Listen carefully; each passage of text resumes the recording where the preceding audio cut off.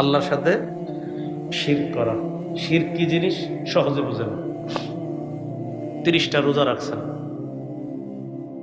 ঈদের দিন আপনার আপন আব্বার কবর জিয়ারত করতে গেছেন, আপনার জন্মদানকারী পিতা তার কবর জিয়ারত করতে গেছেন, এটা তো ভালো, অবশ্যই ভালো কবর জিয়ারত।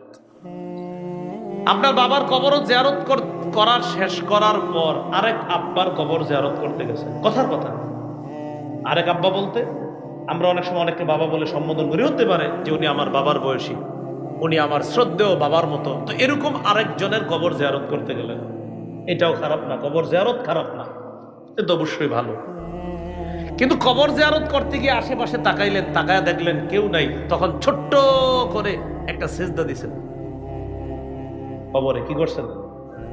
কেউ দেখে নাই আপনাকে, তো না দেখলে কি হয়েছে? কে দেখছে? যিনি আপনার রমজানের 30টা রোজার প্রতিদান দিতেন তিনি দেখে ফেলছে, অতএব শেষ,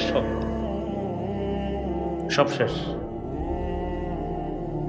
সূরা জুমারের 65 নম্বর আয়াতে আল্লাহ বলেন, আয়াতটা একটু মনে রাখবেন, সবাইকে আয়াতের দাওয়াতটা দিয়ে দিবেন। সূরা জুমার 65, সূরা জুমার 65। ওয়ালাকাদ উহিয়া ইলাইকা ওয়া ইলাল্লাযীনা মিন ক্বাবলিক লাইন আশরাকতা লায়াহবাতান্না আমালুকা ওয়া লাতাকুনান্না মিনাল খাসিরিন। নবী, আপনার প্রতি আপনার পূর্ববর্তীদের প্রতি এই মর্মে ওহী প্রেরণ করা হয়েছে, যদি আপনি শিরক করেন আপনার আমলনামা বরবাদ।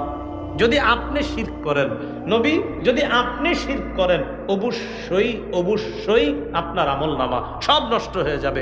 নবীদের আমলের শেষ নাই, আমাদের তো আমলই নাই। তো নবীকে আল্লাহ বলতেছে শিরক করলে সব বরবাদ।